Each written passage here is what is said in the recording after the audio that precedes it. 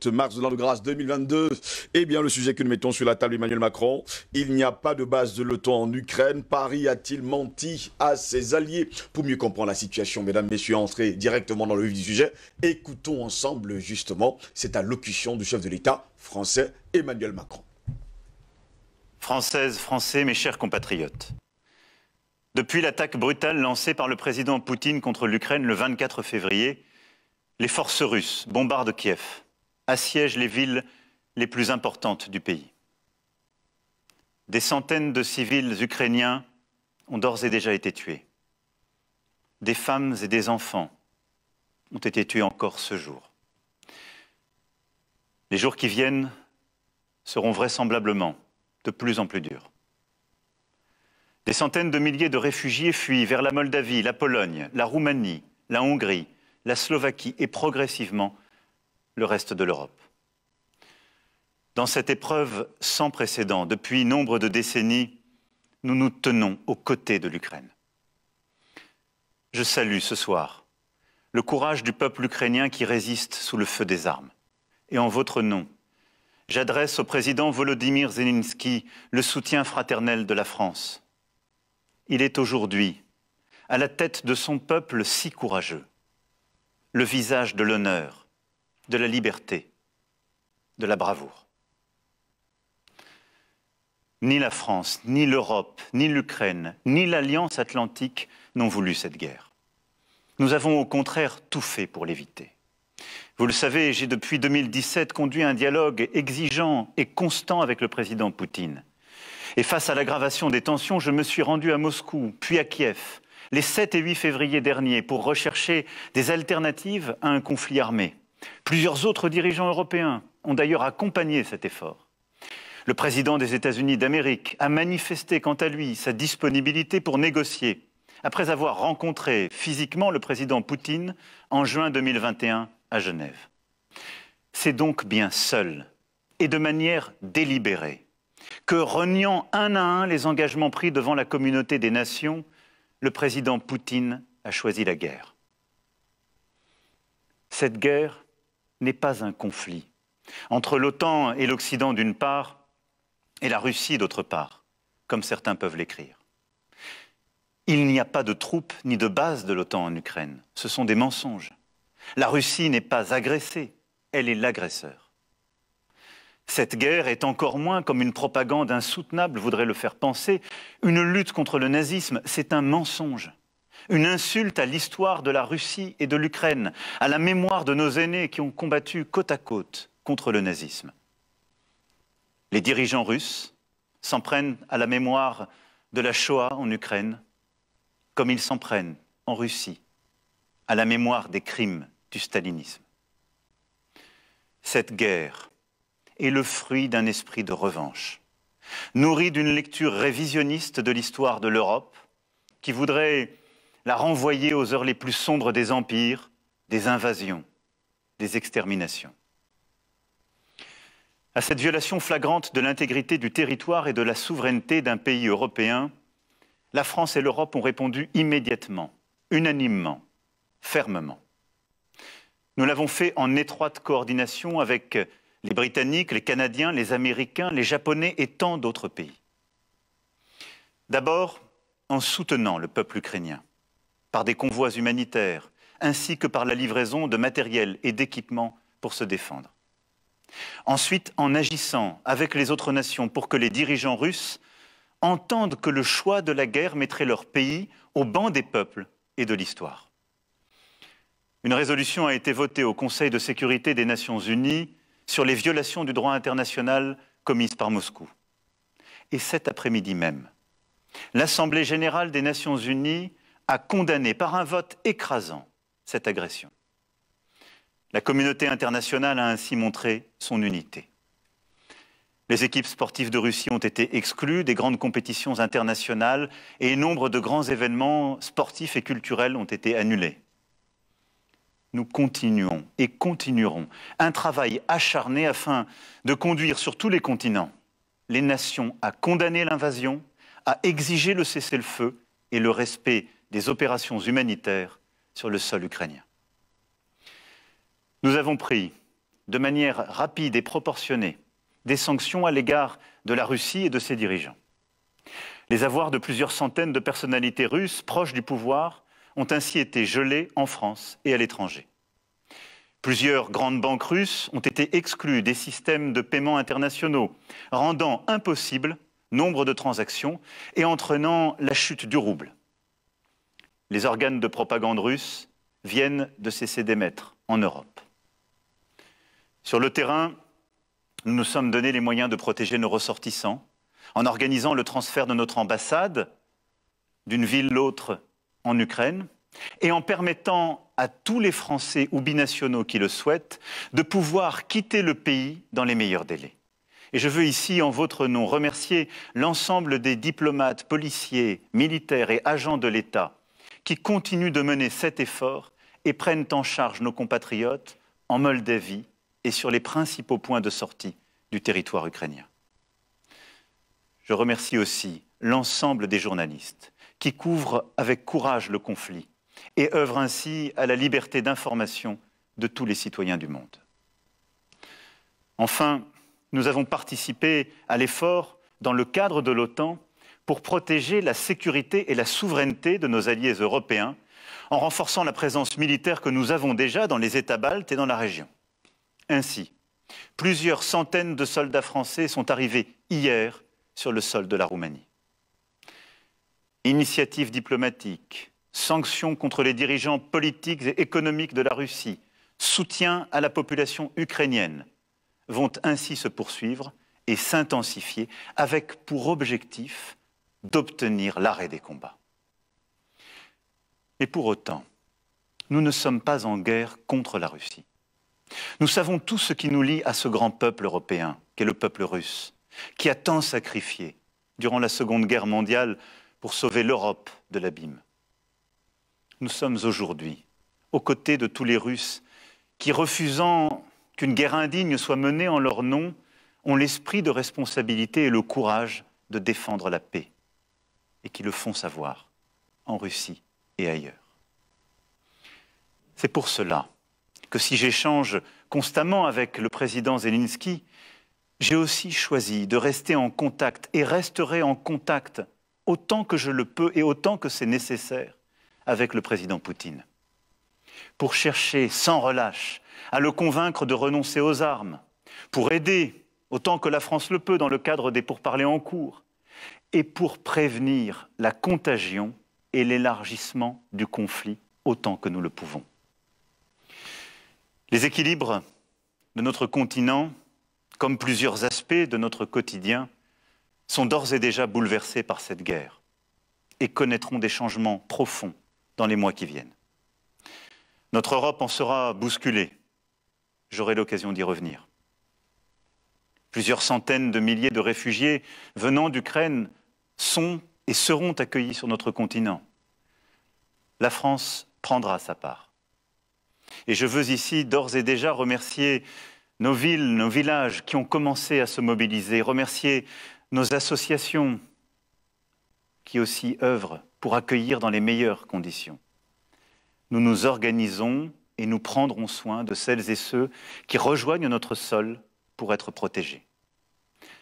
La France prendra aussi sa part en accueillant les enfants forcés à l'exil, séparés de leurs pères restés combattre, et ce, en étroite collaboration avec les associations, les organisations non gouvernementales qui œuvrent déjà sur place et dans notre pays. Notre agriculture, notre industrie, nombre de secteurs économiques souffrent et vont souffrir, soit parce qu'ils dépendent des importations de matières premières venues de Russie ou d'Ukraine, soit parce qu'ils exportent vers ces pays. Notre croissance, aujourd'hui au plus haut, sera immanquablement affectée. Le renchérissement du prix du pétrole, du gaz, des matières premières a et aura des conséquences sur notre pouvoir d'achat. Demain, le prix du plein d'essence, le montant de la facture de chauffage, le coût de certains produits risquent de s'alourdir encore. Alors face à ces conséquences économiques et sociales, je n'ai et n'aurai qu'une boussole, vous protéger. Nous épaulerons les secteurs économiques les plus exposés en recherchant de nouveaux fournisseurs, de nouveaux débouchés commerciaux. Et c'est à cette fin que je me suis entretenu avec des homologues américains, européens, moyen-orientaux. Nous apporterons des réponses adaptées face aux perturbations des flux commerciaux et à l'augmentation des prix. Et j'ai demandé au Premier ministre d'élaborer pour les prochains jours un plan de résilience économique et sociale pour répondre à toutes ces difficultés. Mais ne nous trompons pas. Ces événements n'auront pas seulement des conséquences immédiates à la trame de quelques semaines. Ils sont le signal d'un changement d'époque. La guerre en Europe n'appartient plus à nos livres d'histoire ou nos livres d'école, elle est là, sous nos yeux. La démocratie n'est plus considérée comme un régime incontestable, elle est remise en cause, sous nos yeux. Notre liberté, celle de nos enfants, n'est plus un acquis, elle est plus que jamais un système de courage, un combat de chaque instant. À ce retour brutal du tragique dans l'histoire, nous nous devons de répondre par des décisions historiques. Notre pays amplifiera donc l'investissement dans sa défense décidé dès 2017 et poursuivra sa stratégie d'indépendance et d'investissement dans son économie, sa recherche, son innovation, déjà renforcée à la lumière de la pandémie. Notre Europe, dans cette épreuve, démontre, comme elle l'a fait ces derniers mois, une unité remarquable. Elle doit désormais accepter de payer le prix de la paix, de la liberté, de la démocratie. Elle doit investir davantage pour moins dépendre des autres continents et pouvoir décider pour elle-même, en d'autres termes, devenir une puissance plus indépendante, plus souveraine. Puissance économique d'abord. Nous ne pouvons plus dépendre des autres pour nous nourrir, nous soigner, nous informer, nous financer.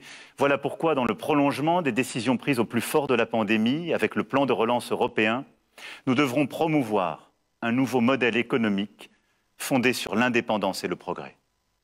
Puissance énergétique ensuite. Nous ne pouvons plus dépendre des autres, et notamment du gaz russe, pour nous déplacer, nous chauffer, faire fonctionner nos usines. Voilà pourquoi, après avoir décidé pour la France le développement des énergies renouvelables et la construction de nouveaux réacteurs nucléaires, je défendrai une stratégie d'indépendance énergétique européenne. Puissance de paix enfin.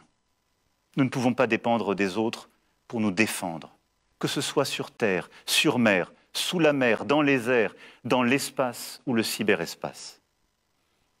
À cet égard, notre défense européenne doit franchir une nouvelle étape. Je réunirai les 10 et 11 mars prochains à Versailles les chefs d'État et de gouvernement européens lors d'un sommet qui aura à décider sur ces sujets. D'ores et déjà, notre Europe a montré unité et détermination. Elle est entrée dans une nouvelle ère. Il nous faut poursuivre. Mes chers compatriotes, la guerre en Ukraine marque une rupture pour notre continent et nos générations. Je sais combien elle vous inquiète, légitimement. Elle nous mobilise et nous imposera de prendre des décisions. Je vous en rendrai compte. Cette guerre vient aussi percuter notre vie démocratique et la campagne électorale qui s'ouvre officiellement à la fin de cette semaine. Cette campagne permettra un débat démocratique important pour la nation, mais qui ne nous empêchera pas de nous réunir sur l'essentiel. Je sais pouvoir compter sur vous. Votre attachement à la liberté, à l'égalité, à la fraternité, à la place de la France dans le monde. Je ne cesserai jamais de les défendre et de les porter haut en votre nom. Vive la République. Vive la France. Il faut préciser par ailleurs que cette allocution a eu lieu le 3 mars dernier, donc cela veut dire que ça fait déjà 5 jours aujourd'hui, il faut le préciser. Patient Pavendome, je vous ai vu regarder l'allocution d'Emmanuel Macron avec beaucoup d'attention. Apparemment, lui, il est déjà en campagne pour sa part. Et pourtant, on le sait pertinemment que la campagne devait commencer depuis ce lundi. Mais lui, on a l'impression dans cette allocution qu'il était déjà en campagne. Il parle d'invasion du côté de l'Ukraine et il ne nous dit pas grand-chose. Apparemment, l'Europe est l'empire du mensonge finalement. Steve Jocelyn Goss. Steve Jocelyn Goss. Goss. Oui. Comme le dit dans la Bible, Eli lama sabatani. J'aurais pu te dire, qu'est-ce que je t'ai encore fait pour me faire subir un supplice comme celui que je viens de vivre. Qu'est-ce que je t'ai fait? J'ai dormi dans le noir. Je viens sur ton plateau et tu me fais encore subir que ça. Au moins, ça commence bien. C'est terrible. Et ça m'amène à rentrer aussi dans l'histoire, en me posant la question, nos prédécesseurs, les Oumyobé et ses compagnons, comment ces gens faisaient pour résister à ce tsunami de mensonges qui est inscrit dans l'ADN des hommes politiques de l'Occident. Un fracas de mensonges cousus de blanc, qu'on vous bassine, on vous submerge, matin, midi, soir. Maintenant même qu'ils ont tout bloqué, les seuls médias qui peuvent encore communiquer sont leurs médias. Et vous écoutez ça. Un enfant qui n'a pas d'autre possibilité de point de vue alternatif pour s'informer, il se dit mais c'est pas possible. Le monde est vraiment en danger. Hitler est vraiment ressuscité à la personne de Poutine. Mais s'il est un enfant qui est doté d'un peu de jugeote, dans le propre discours de M. Macron, c'était truffé de contradictions. Exactement. Vous n'êtes pas en guerre contre la Russie, mais vous envoyez les armes pour combattre, n'est-ce pas, aux Ukrainiens, aux néo-nazis pour combattre la Russie. Mais vous dites que vous n'êtes pas en guerre avec la Russie. Vous parlez, pour vous la France, mais vous parlez aussi au nom de l'Europe. Et vous dites au monde entier, surtout aux Africains, que nous les Européens maintenant, on va faire bloc pour être en capacité de résoudre nos problèmes, sans tenir compte des autres. Mais en Afrique, vous ne voulez pas que les Africains, eux, se mettent tous ensemble pour résoudre leurs problèmes. Vous dites que vous devez être indépendant sur le plan énergétique. Vous ne nous dites pas comment. Au même moment, on fait la guerre au Mali pour protéger les mines d'uranium au Mali et au Niger. Et tout le monde voit ça. Après, on va dire que Simon est un extrémiste. Quand il dit que Macron, ce n'est pas Macron, c'est Macron. Vous savez que dans le langage vulgaire, un Macron, c'était quelqu'un qui veut vendre le vent. Oui. Bon, parce que quand Simon va dire ça maintenant, je vais le répondre dire que ne dit pas ça. C'est un homme politique, un président d'un pays. Pardon, ne dit pas ça, Simon, il faut dire Macron. Mais là, c'est un Macron. Nous sommes en face d'un vrai Macron, ce type-là. Je pense tout simplement que si une chose de tout ce que nous avons écouté là, qui peut être considéré comme chose vraie aujourd'hui, c'est qu'avec cette guerre-là, le monde va changer. Si nous perdons cette guerre, nous, qui sommes du côté du droit, de la vérité, de la justice et d'un monde meilleur, représenté par l'Ukraine, par la Russie, avec pour grand commandant Poutine, effectivement, le monde va changer. Parce que la violence qui sera imposée au peuple, si cette guerre-là prend notre tournure et que c'est l'Occident qui l'emporte, je ne peux pas vous dire, M. Ngoss. Mais si comme les choses semblent se dessiner, c'est nous qui l'emportons parce que nous sommes dans la vérité et que même les cieux se sont alignés pour dire qu'il faut que ce monde pourri qu'on veut imposer aux êtres humains, aux enfants de Dieu change, je peux vous dire qu'il y aura un nouveau paradigme qui va se créer. La démocratie aura un autre sens. La défense des valeurs humaines aura un autre sens que le sens galvaudé qu'on a voulu nous présenter depuis des décennies par ces gens-là dont on ne sait pas d'où ils sont sortis. Je continue en disant, M. Macron ment à son propre peuple. C'est là où c'est même très grave. C'est-à-dire cette élite s'est constituée en une espèce de petite oligarchie, mais qui a pour fonction de tromper son propre peuple. En leur faisant croire qu'ils sont capables de résoudre ces problèmes par un coup de bâton magique. En France déjà même, les cris commencent à se faire entendre. Ils posent la question, vous soutenez une guerre, les exilés là, on va les mettre où?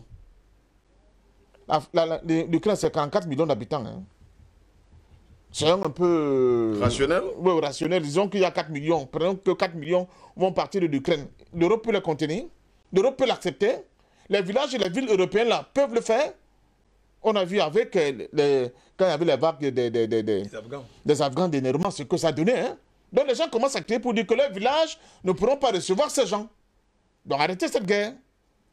Laissez ces gens là où ils sont. Les bouleversements qui vont s'opérer en Ukraine, en Europe, seront inédits. Maintenant, l'autre question qu'on peut valablement se poser.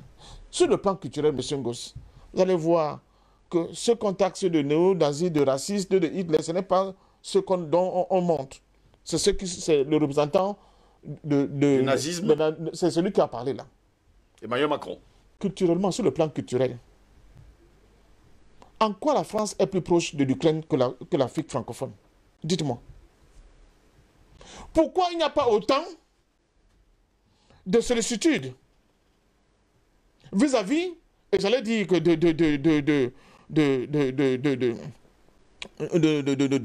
de force vis-à-vis des pays africains, des exilés africains que des exilés ukrainiens? On déroule le tapis rouge. Mais pour les exilés africains, vous voyez le sort qui leur est réservé. Même quand ils affrontent les mers et le désert, vous connaissez le sort qui leur est réservé. Vous savez pourquoi? C'est parce qu'il y a la peau noire avec la peau blanche. La question aérienne là, elle revient. Le racisme et le nazisme n'ont pas été créés par Hitler. Hein? Il faut lire les Gobineau avant. Hein? Il n'a fait que nager sur ce qui était déjà existant, c'est-à-dire que sur une expression qui avait déjà ses racines profondément ancrées dans cette Europe-là. Et ça s'est vu. Même à travers la traite, c'est bien avant Hitler. Quand vous voyez par exemple la traite des nègres là, le pape sort une bulle. Nicolas V. L'archevêque d'Espagne, il bénit les bateaux qui vont aller ramasser les esclaves, etc. Et au Portugal, vous croyez que c'est quoi? C'est parce que dans la société était déjà ancré dans le subconscient de ces occidentaux-là, la question du racisme. Les Noirs sont plus proches des singes que des êtres humains. Et ça se voit là. Puisque c'est la peau blanche qui est attaquée, vroup, tout le monde se met déjà en branle pour dire que ce n'est pas possible. Aimé Césaire l'avait dit. Il faut relire Aimé Césaire. Que l'affaire là, où tout le monde s'est levé contre Hitler, ce n'est pas parce que Hitler a commis des crimes contre les êtres humains, non. Mais c'est parce que Hitler avait commis des crimes contre les Blancs. Si ce qu'on avait réservé aux Juifs, si on avait inversé les Juifs, au lieu de Juifs, que ce soit les Noirs, ça dit que tout le monde aurait été d'accord. L'émotion n'aurait pas eu la même intensité. Ça se voit avec la question ukrainienne. Bon, maintenant je tiens quand même à dire à M. Macron, il ne faut pas jouer la grenouille qui voulait jouer le bœuf. Vous êtes en train de jouer la grenouille qui voulait jouer le bœuf. D'abord, vous mentez. 141 pays dans votre fameux ONU là, et lui-même, l'ONU va imploser bientôt. Je vous dis que toutes les organisations là vont finir. On va changer tout ça. 141 pays. Maintenant, regardons quand même les pays qui n'ont pas validé vos sanctions contre l'Ukraine. Vous avez la Chine. Vous avez l'Inde. Vous avez l'Iran. Vous avez l'Indonésie. Tous les BRICS. Les pays pratiquement qui sont dans le traité de quoi là Traité d'euro non, les gars qui sont autour de l'Ukraine là. Kazakhstan, machin. Maastricht? Non, pas Maastricht. Les pays qui ont fait un truc, un pendant à l'OTAN là. En 1955? Non, pas le pacte de Varsovie. Récemment. Ils ont tous dit non. En Afrique, regardons. Parce que là, c'est en Afrique que c'est intéressant aussi. En dehors des pays comme le Somalie où l'État n'existe même plus. La plupart des Africains n'ont pas suivi les Occidentaux. Hein. Même les plus insoupçonnés, vous avez vu le Sénégal qui n'a pas voté. Le Cameroun, lui, n'a même pas participé au vote. Vous comprenez? Donc, M. Macron, vous mentez. 641, ça fait chiffre. Mais sur le plan qualitatif, en termes de population, la majorité de la population mondiale a dit on ne vous suit pas dans votre tentative de réécrire l'histoire et de nous imposer de nouvelles, ce qu'ils appellent ça les droits de l'homme nouveaux qui sont les gays de lesbianisme. Parce que quand M. Zelensky monte sur des escarpins et joue au piano avec ces organes-là, c'est ça fait beau, c'est ça la liberté. Mais quand Poutine dit que l'histoire d'un homme qui sort avec un homme, c'est contre nature, ce ne sont pas nos valeurs, ni les valeurs de l'Europe, ni les valeurs de la Grèce antique, ni de la Byzance, ça devient un problème, même dans la religion. La religion, aujourd'hui, on dit la France est la fille aînée de l'église catholique. Quelle église catholique? Celle où Macron reçoit les LGBT au palais avec son épouse à côté. C'est la photo là qu'il faut nous montrer. Ne nous montrez pas seulement la tronche de ce monsieur. Montrez-nous aussi ces photos où il reçoit quand même les LGBT en plein palais présidentiel en France. C'est-à-dire que les hommes qui épousent des hommes et les femmes qui épousent des femmes. Macron, Poutine est contre cette nouvelle réalité qu'on veut imposer au monde. Les décisions économiques que vous avez prises, là encore ça fait rire. Je crois que bon, ça veut dire ça fait 5 jours. Mais les Mastercard, tout ça, tout le bruit qu'ils font là, la Chine a dit que bon, maintenant nous on lance notre nouvelle carte. Et le MIR s'est arrimé à ces nouvelles cartes. Les banques russes ont fait pareil. Sur le plan du sport, on a vu la FIFA dire que elle ne se mêle pas des affaires de la politique. Mais là, la FIFA s'est enfin mêlée. Elle s'est souvenue que, comme ce n'est pas à Gaza, hein, ou dans les territoires occupés, maintenant la FIFA peut s'intéresser aux affaires du sport. Au point d'exclure des gens. Macron dit qu'on n'a pas un problème avec le peuple russe, mais on a exclu les athlètes russes de toutes les compétitions sportives ces derniers temps. La FIFA. Abramovich, ce grand patron de sport, président de Chelsea, a été obligé de remettre le club entre les mains des actionnaires. Et là, maintenant, il est obligé de vendre le club. Mais, selon certaines informations, il a décidé, hein, il va créer une ligue pour l'Est, qui aura pour joueurs, compétiteurs, les gars qui sont à l'Est, plus la Chine, plus d'autres pays. Et leur ligue de l'Est, beaucoup d'argent va couler là-bas. Hein. Donc les jeunes footballeurs conformes, là, n'ayez pas peur. Il y aura dans bientôt beaucoup de milliardaires chinois comme Bassogok. Calmez-vous. Le monde va changer, monsieur Ngoss. Le monde va changer. L'ONU, là, c'est n'importe quoi. C'est du n'importe. C'est un instrument qui entre les mains des Américains pour faire ce qu'ils veulent, comme ils veulent. C'est terminé, ça. C'est ce que Poutine va en train de dire. Maintenant, plus grave. Avec cette opération militaire en Ukraine, qu'est-ce qu'on a constaté? Plus les troupes avancent, on se rend compte que il y avait des laboratoires terribles. Des bunkers laboratoires en Ukraine. Avec des programmes qui étaient encadrés par le Pentagone et l'OTAN. Pour fabriquer des armes de destruction massive. Préparer la guerre bactériologique. Même miniaturiser les armes atomiques. On est en train de découvrir des choses incroyables. Plus on avance à Mariupol, on donne des coups violents au niveau de la brigade Azov, là, et les bandéristes, là, hein, qui sont d'authentiques bandères. Stéphane Bander, je crois qu'on vous a expliqué qui il était. Hein. C'était le mercenaire qui a reçu les troupes d'Hitler quand les troupes d'Hitler sont arrivés en Ukraine. Et c'est lui qui a infligé des services les plus, j'allais dire les violences, les massacres les plus violents en Ukraine et en Russie. Et ce sont ces héritiers qui entourent le gouvernement de M. Zelensky. Les États-Unis ont refusé qu'on sanctionne le groupe néo-nazi à l'ONU. Hein. Ça doit tout vous dire. Donc, ce qui est en train de se passer là, avec les preuves qu'on est en train de découvrir, avec les ordinateurs de l'OTAN entre les mains de ces gens, quand vous dit qu'il n'y a pas de troupes, on sait qu'il y a le groupe Blackwater, oui, qui a sévi en Irak et consorts là. On l'a retrouvé là-bas avec un nouveau nom. Il s'appelle maintenant le groupe Harmony.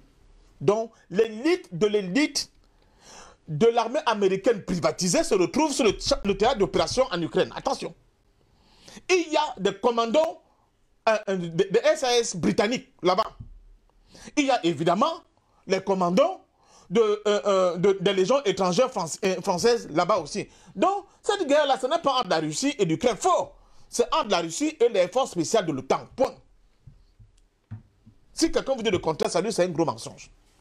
Je dis aux Africains, allez dans comment on dit ça, les médias alternatifs. Je vais faire un effort de vous fournir les moteurs de recherche et les applications alternatives à Google et au GAFA là. Même GAFA, même parce que même Microsoft est dans le jeu là. GAFA, oui. Est dans le jeu là. Vous comprenez? Vous serez ahuri. Ailleurs, c'est une autre étude d'information qu'on vous donne, hein, qui n'a rien à voir avec ce flot de mensonges, de fourberies, de flitteries, hein, de fémania sur le label d'information qu'on vous donne. Et regardez, chaque fois qu'un journaliste occidental a eu le courage de dire la vérité sur ce qui se passe en Ukraine, il a été blacklisté. Ipso facto, il y a une dame là, comme Madame Baumel. Il faut voir, elle était, comment dire ça, un reporter de guerre dans la zone. Depuis qu'elle commençait à donner certaines informations, elle a été bloquée, exclue même de son média. Il y en a plein comme ça. Chaque fois, même Madame Ségolène Royal, je ne suis pas sûr qu'on va encore l'inviter sur un plateau. Parce que ce qu'elle a dit était à l'encontre, a pris le contre-pied complètement de la propagande occidentale. Exactement. Donc, je pense sincèrement que pour nous les Africains, nous sommes en danger. Nous sommes en danger. Quand je parle de l'union politique de notre continent, ce n'est pas un jeu. Nous sommes en danger parce que quand l'Occident va être battu, comme c'est le cas là en Ukraine, ils vont se retourner sur nous. Et les pressions ont même déjà commencé. Moi, j'ai l'information qu'on commence déjà à demander aux Sénégalais pourquoi ils n'ont pas suivi le vote pour sanctionner la Russie. La Russie, oui. Pire encore. Et là, je le dis à M. Macron, quand vous voulez aller affronter la Russie, parce que maintenant vous dites Poutine, comme si Poutine s'est sorti de sa tête tout seul. Vous oubliez que Poutine représente qu'un pays, un peuple qu'on appelle la Russie. Quand vous voulez aller affronter la Russie, vous comptez sur qui? Vous comptez encore sur les Africains?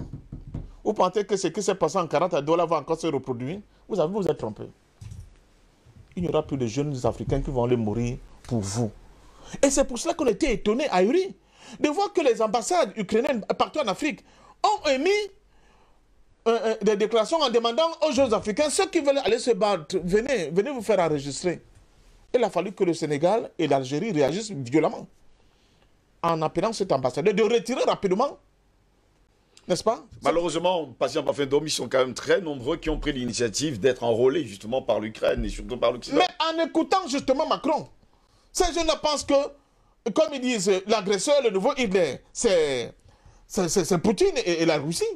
J'ai la liste, hein, il faut que je vous dise ça. Oui, mais justement, j'ai la liste des Sénégalais qui c'est pour ça que je vous ai dit tout à l'heure que j'étais très fâché. Parce qu'après avoir écouté ce type, il faut aussi nous mettre au discours de Poutine. Que Poutine aussi, quand JBS aussi, il faut équilibrer. Oui. Qu'on nous mette aussi le discours de Poutine qui parle, qui explique les fondements de cette résistance et réaction de la Russie. Comme ça, on va équilibrer le jeu. Mais si tout le temps, on est toujours en train d'écouter les mêmes gens qui disent les mêmes bêtises, les mêmes mensonges, les jeunes, justement, peuvent penser qu'il y a un problème et qu'il faut qu'ils... Parce que comme les Africains sont comme ça. Mais je peux vous dire qu'il faut déconstruire cela par le biais de vos émissions, de tous ceux qui sont dans la toile, de différentes publications que nous faisons, etc., de post-cards, tout ce que vous voulez. Mais en même temps, il faut de temps en temps aussi nous mettre le discours de Poutine qui explique pourquoi elle est entrée en guerre. Pour que les gens comprennent. Parce que toi et moi, peut-être, nous l'avons écouté, mais le gros de gens qui écoutent le débat n'ont pas écouté Poutine. Ils ne savent même pas pourquoi ce que Poutine a dit. On a déjà diffusé justement les déclarations de Poutine. Oui, pas les déclarations, le discours aussi en entier. Parce que là, vous avez mis le discours en entier. Monsieur l'ambassadeur de France au Cameroun, voilà, maintenant, on a mis votre champion en entier sur DBS. Je crois que vous allez le laisser tranquille pour une seconde. Bon, j'étais donc en train de continuer en disant... Il va cesser d'appeler? Oh, qu'il arrête ça. Passer depuis un bon temps, mais si c'est compliqué, il y a les droits de réponse, non? Ce n'est pas Fangla. C'est tout. Si une demande dit quelque chose qui n'est pas bien, dans les mêmes conditions, dans le même temps, tu viens faire le truc, non? Ce n'est pas ce qu'on dit. Mais on l'attend sur ce plateau. Ouais, donc, venez donc, monsieur l'ambassadeur, venez, si on dit des conneries, venez sur le plateau. Il passe par des chemins les plus tortueux. Maintenant, il ne faut pas faire la pression. Vous appelez Baba Dampulo qui appelle le directeur de DBS pour faire pression pour que DBS ne dise pour la vérité. On va dire la vérité parce qu'il s'agit de notre avenir. Nos parents sont morts par milliers pour sauver la France.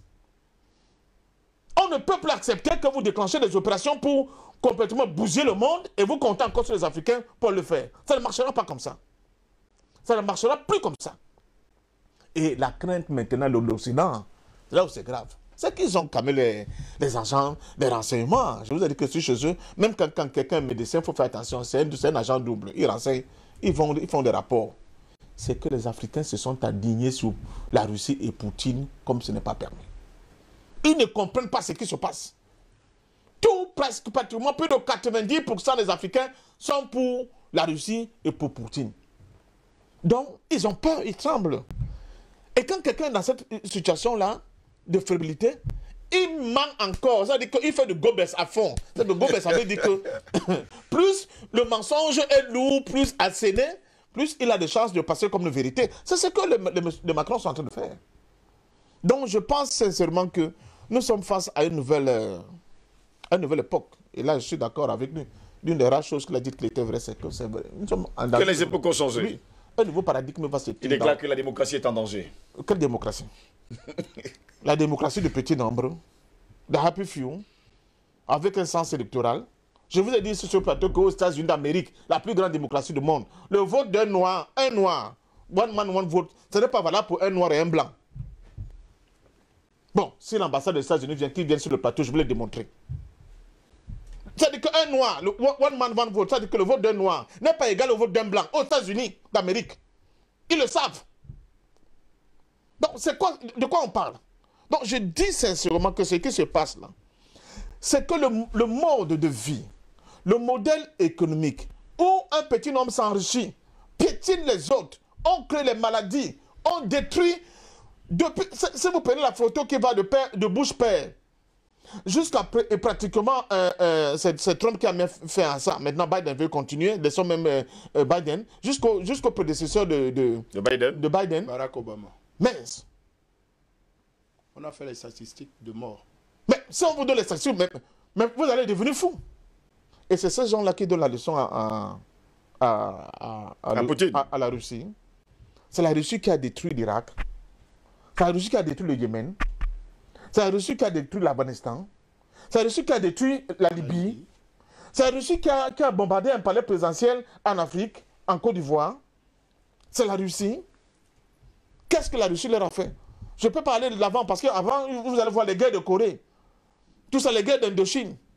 C'était la Russie, avec des millions et des millions de morts. C'est la Russie qui a créé ce système économique qu'on appelle le capitalisme néolibéral, où une infime partie de l'humanité s'enrichit de manière honteuse et laisse en bordure de route, dans une misère indescriptible, la majorité de la population mondiale. C'est la Russie. C'est la Russie qui a créé cette monnaie nazie. Alors qu'on a dit que nous avons aidé la France, les Américains disaient laissez ces gens aussi être indépendants. Jusqu'aujourd'hui, des décennies après la Seconde Guerre mondiale, nous étudions toujours une monnaie nazie. C'est la Russie. C'est la Russie qui pille les ressources du Niger, au point où la France peut s'éclairer 24 heures sur 24 et ne pas connaître des délestages comme moi qui suis dans le noir, dans mon propre pays. Mais les gens nigériens sont nu-pieds dans la poussière, dans une misère indescriptible. On les voit faire les toc-toc dans nos villes comme si c'était originaire d'un pays dépourvu de richesses. C'est la Russie qui a créé, n'est-ce pas, tout ce désordre qu'on voit avec les djihadistes et c'est même partout depuis que la digue de la Libye s'est écroulée. Aujourd'hui, personne, même dans des lieux insoupçonnés, même à RD Congo, il y a des djihadistes, des gens qui disent qu'ils combattent pour Allah. C'est tout la Russie. C'est la Russie qui a créé ce chenille au niveau de l'Est de la République de Congo. Je vais vous apporter le livre d'Onana ici. Des milliers de millions et des millions de morts. Jusqu'au jour d'aujourd'hui, en l'Est de la République démocratique du Congo, tout simplement parce qu'il faut qu'on continue d'exploiter le coltan sans qu'il soit coté en bourse quelque part dans le monde. Alors que tous les GAFA là, les GAFAM là, qui sont en train de dire que la Russie c'est vraiment les ténèbres, ils utilisent ce coltan dont les enfants congolais, à partir de 7 ans, vont chercher dans le cœur de la terre et dans une misère indescriptible. Là, ils n'ont pas de problème de conscience. Ils n'ont pas de problème de conscience, je demande. C'est la Russie le problème. C'est la Russie qui a voulu détruire complètement la Syrie. Vous avez vu ce qui s'est passé en Syrie? C'était la Russie. Où, de manière ouverte, les Occidentaux encourageaient les jeunes Africains, les Tunisiens, d'aller livrer une guerre pour la démocratie, devenir les freedom fighters en Syrie. Vous n'avez pas vu ça? On a vu comment les Occidentaux faisaient le distinguo entre, comment on appelle ça, les terroristes modérés et les terroristes extrémistes. Et parmi les terroristes modérés, il y avait les gars de Al-Qaïda. C'est tout la Russie. Arrêtez de tromper le monde. Le monde a ouvert les yeux. Le monde n'est plus ce qu'il était avant. Le monde voit clairement, M. Macron. Le monde comprend que pour vous, il faut que nous continuions d'être pauvres pour que vous puissiez avoir la vie que vous avez et vous mener là-bas. Avec des gens en plein Covid qui ont doublé leur richesse. Ces gens de 440 là. Monsieur, on a compris. On a compris, M. Macron, que pour vous, il faut maintenant nous imposer que Donc, il doit épouser Simon et Simon doit épouser Fanga sans que ça ne pose de problème. Parce que c'est la liberté, c'est la démocratie.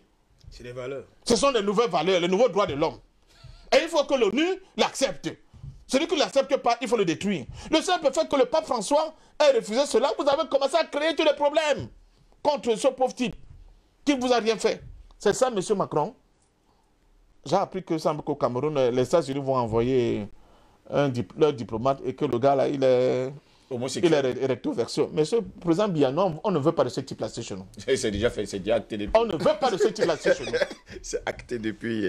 On ne veut pas. Il n'est jamais arrivé. Bon, voilà. J'ai vu un ministre du Luxembourgeois, je crois le ministre de l'Intérieur. Lui, maintenant, il met un peu de gants. Comme là-bas, le Premier ministre et son chéri, c'est... Blanc, bonnet, bonnet, blanc. Voilà. Le gars a dit qu'il faut tuer Poutine. Il a dit carrément qu'il faut l'éliminer. J'ai dit, ouais, nous sommes encore dans quel monde? Bon, ok. Nous, on a compris. Le monde ne sera plus pareil. Nous soutenons le président Poutine. Je soutiens la Russie et les forces armées russes. Nettoyez-nous les écuries de gestes là. Nettoyez à fond. Au Karcher cette fois-ci. Parce que ça causait disait. Nettoyez-nous ça. Il faut un nouveau monde. Quitte à ce qu'une balle vienne par ma tête. Ne pas le dire et ne pas être dans ce combat, c'est vouloir être esclave éternellement. Nos enfants ne seront plus des esclaves de ce monde. Les porteurs d'eau éternelle de ce monde qui a échoué. Qui est beaucoup plus de Satan que de valeurs humaines. Le Satan, c'est vous avec vos méthodes, avec vos mensonges.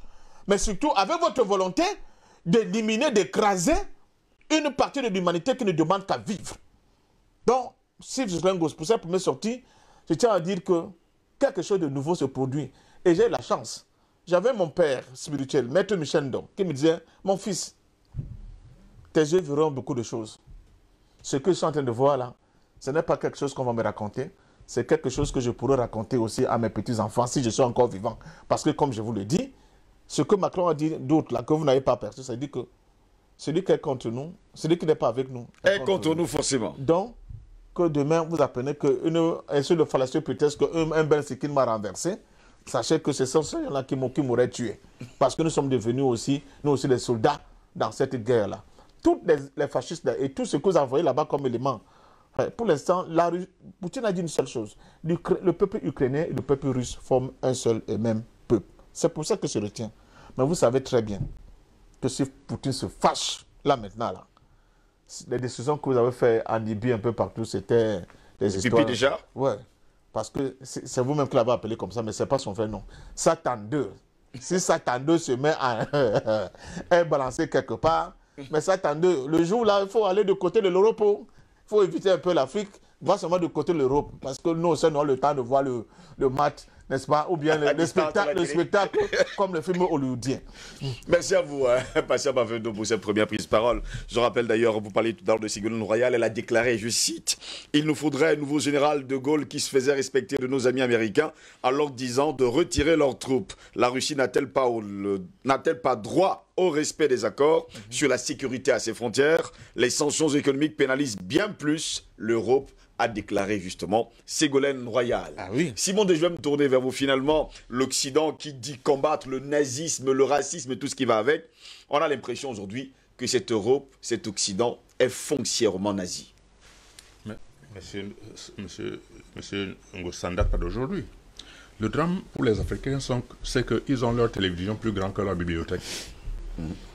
La télévision africaine est plus grande que leur bibliothèque. Ils ne lisent pas, ils ne cherchent même pas à s'informer.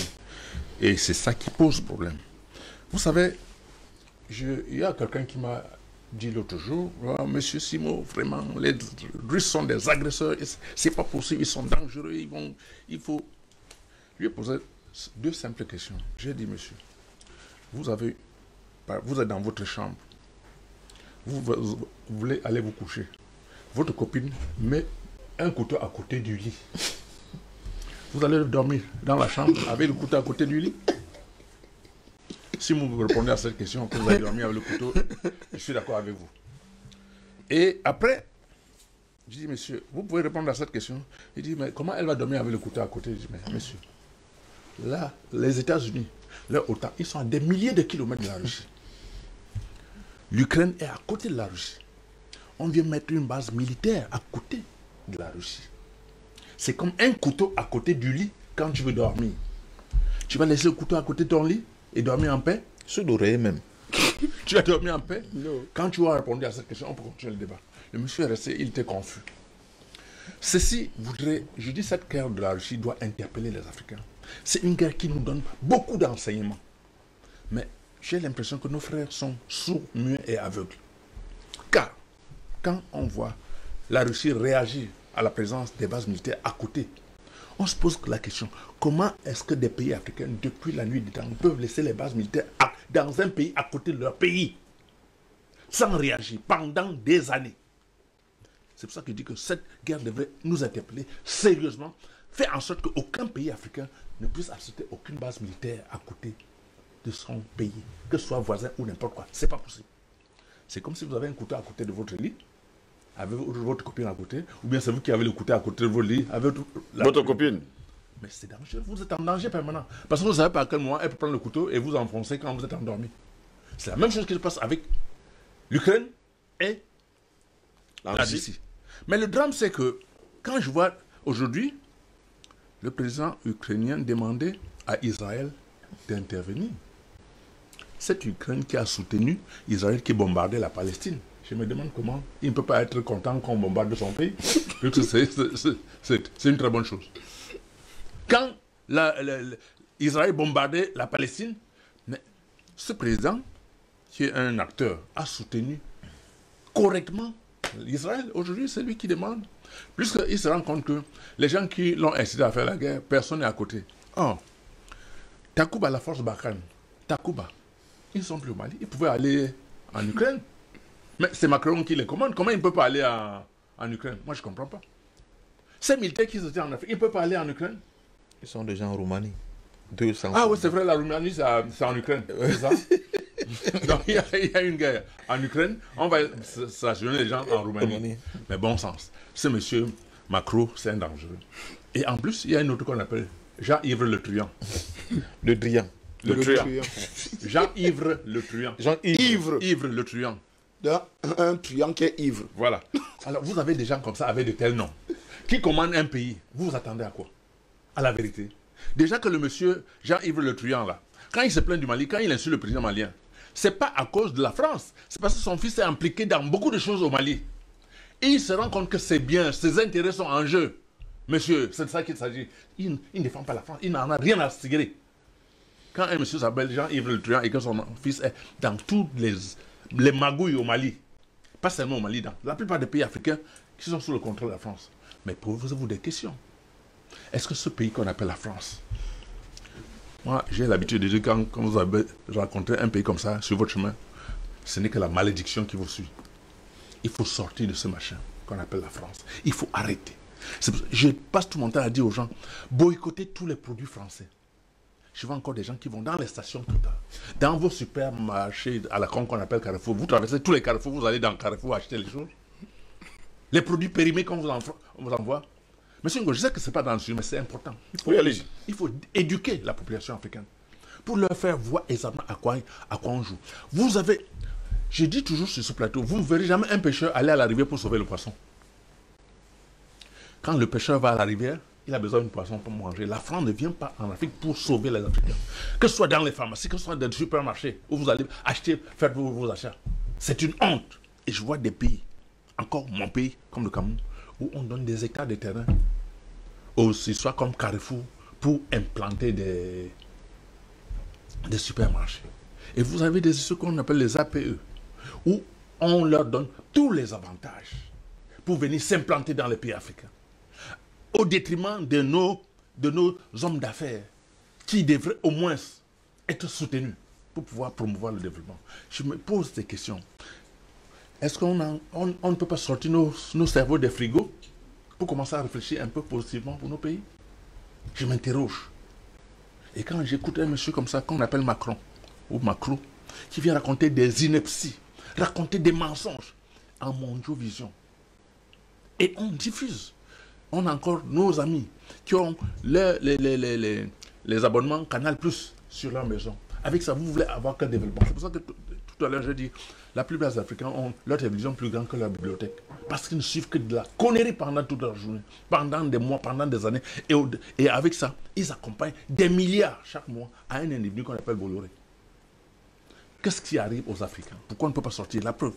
DBS n'est pas dans le bouquet Canal+, parce que ce n'est pas possible. Or, la plupart des gens qui sont dans ces bouquins, c'est des gens qui dealent avec la France. Et c'est malheureux. Les Africains devraient se réveiller et commencer à se poser des vraies questions. Où est-ce qu'on est en train d'aller? Est-ce qu'on va s'en sortir? J'ai l'impression que l'Afrique est restée, le précaré français est demeuré le comptoir colonial. Rien n'a changé depuis les indépendances. On continue à fonctionner de la même manière d'avant les indépendances. Ça veut dire que les hommes ont lutté pour rien. Heureusement, il y a une relève, même si elle n'est pas assez puissante, mais au moins, on a le verbe. On essaie de faire passer les messages, même si la plupart sont sourds-muets et aveugles. Je vais laisser la parole pour qu'ils puissent... Merci pour cette première prise de parole, Simon D. Albert Anatola, ici, vous précisez par ailleurs que l'OTAN a fait 14 500 morts en Libye, 165 000 morts en Afghanistan, 220 000 morts en Serbie, 224 000 morts en Syrie, 1 200 000 morts en Irak. Là, ça n'a choqué personne. Et jusqu'à preuve de contraire, Emmanuel Macron continue quand même à faire savoir aux uns et aux autres qu'il n'y a pas de base de l'OTAN du côté de l'Ukraine. Écoutez, mais le décompte que vous venez de faire, ça nous renvoie à la problématique de la guerre défensive. Nous sommes que dans la guerre défensive. C'est ce qu'ils disent. Hein, c'est le terme utilisé. Que l'OTAN est une force défensive. Oui. Donc, en Libye, c'était une guerre défensive. En Afghanistan, c'était une guerre défensive. En Slovénie, c'était une guerre défensive. En Irak, c'était une guerre défensive. Écoutez, il faut qu'on parle des choses sérieuses. Permettez-moi d'abord de demander au peuple africain de ne plus suivre, mais alors de ne plus suivre du tout France 24, CNN, CBC, RFI. Pour deux raisons. La première raison, nous sommes en 2011. Nous sommes dans le contexte de ce que votre ami Sarkozy avait qualifié de printemps arabe, où il fallait déloger certains présidents africains. Vous avez les mêmes médias, vous avez pratiquement les mêmes consultants payés par l'OTAN ou bien par la France, qui justement nous ont fait comprendre qu'il y avait un génocide qui était planifié du côté de la Libye par Muammar Kadhafi. Quelques années plus tard, rien. On s'est rendu compte que c'était du pipeau. Il n'y a aucun leader d'opinion sur le territoire français, européen ou occidental, ni aucun média qui a pu devoir faire amende honorable pour se remettre en question. En Irak, on va tuer, comme en Libye, un président en fonction, sur le fallacieux prétexte qui détenait des armes de destruction massive. Oui. Quelques années plus tard, c'est Colin Powell qui nous fait comprendre c'était tout, sauf les armes de destruction massive, donc c'était un mensonge. En Afghanistan, c'est la même chose. Donc, je suis très surpris que lorsque nous faisons l'inventaire historique de ces événements, vous avez quelques gogos africains qui continuent de penser que si on leur a menti, aujourd'hui on va leur dire la vérité.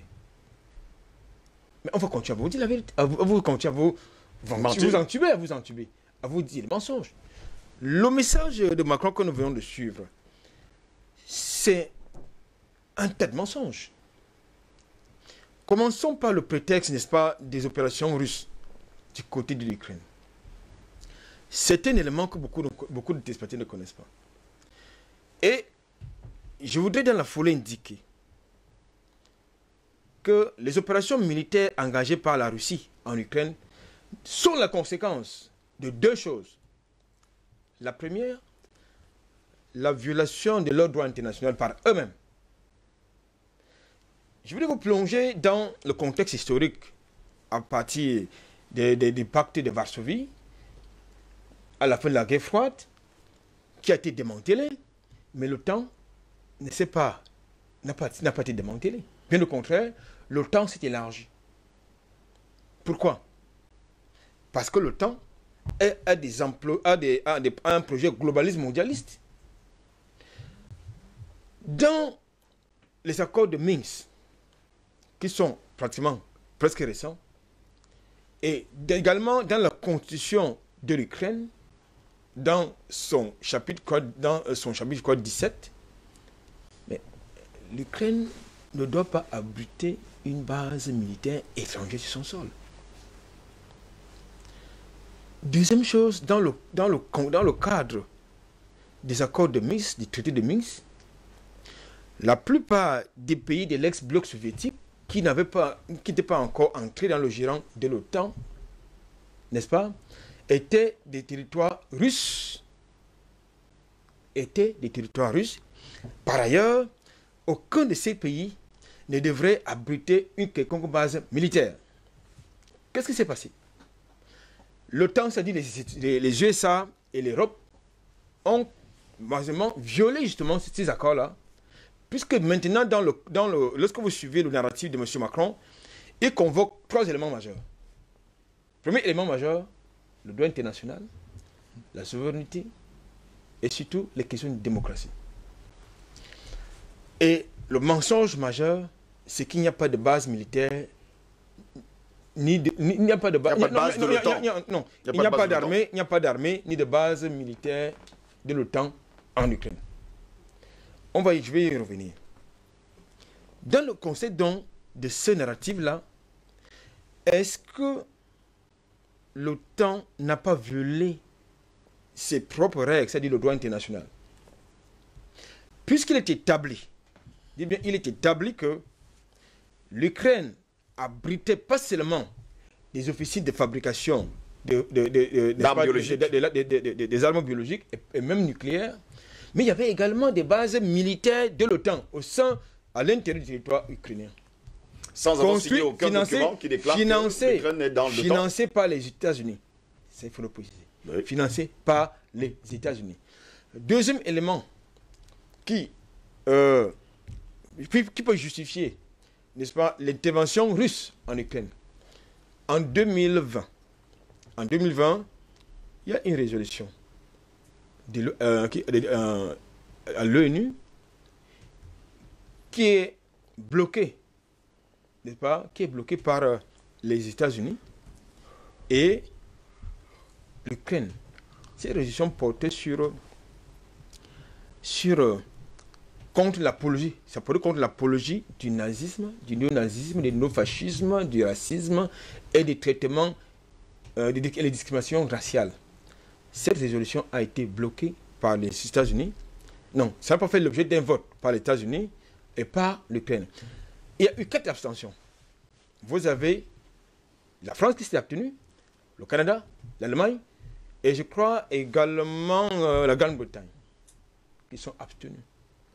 Mais tous les jours, vous parlez des droits de l'homme, n'est-ce pas? Mais pourquoi est-ce qu'ils se sont abstenus de sanctionner un État qui fait l'apologie du nazisme, du néonazisme, du néofascisme, n'est-ce pas, du racisme, de la xénophobie et surtout discrimination raciale, c'est-à-dire l'Ukraine?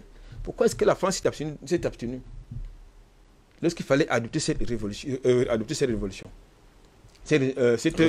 autant pour moi? Oui. Deuxième élément que je voudrais mettre dans mon analyse, il a été établi que à Donbass, dans la région de Donbass, vous avez une milice qui s'appelle là-bas Azov Regiment Battalion. C'est-à-dire qu'il s'agit d'un groupe néo-nazi rattaché au ministère de l'Intérieur ukrainien qui tue. Je vais vous envoyer une vidéo où vous voyez des combattants ukrainiens crucifiés, un séparatiste pro-russe. Je vais vous envoyer cette vidéo.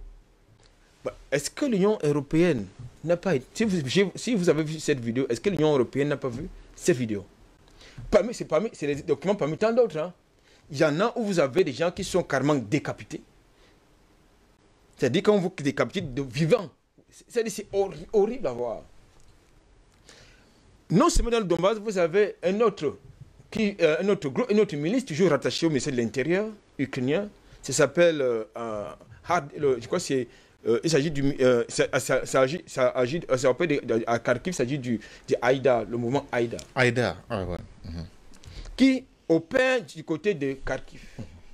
Il s'agit également d'une milice néo-nazie qui tue, n'est-ce pas, les Ukrainiens russophones. Est-ce que Macron n'est pas au courant, n'est-ce pas, de ces horreurs? Et qui interdisait la pratique de la langue russe qui est majoritaire dans cette région. La preuve, c'est que justement, la langue russe est désormais interdite en Ukraine. Désormais, c'est l'Ukraine. C'est l'Ukrainien, c'est la langue ukrainienne qui est enseignée. La plupart des Africains qui sont partis là-bas pour les études nous l'ont dit. C'est-à-dire que la langue russe est désormais proscrite de ce côté. Deuxième chose, puisque nous parlons de pratiques racistes, de pratiques racistes et xénophobes, la plupart des Africains qui ont choisi d'aller poursuivre leurs études en Ukraine sont régulièrement victimes de pratiques racistes et xénophobes.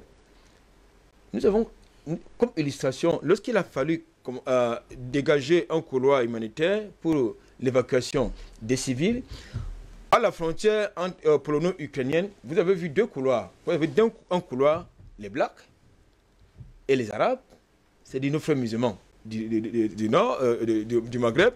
Vous avez de l'autre côté les Ukrainiens. Et qui étaient prioritaires. D'autres éléments qu'il faut mettre.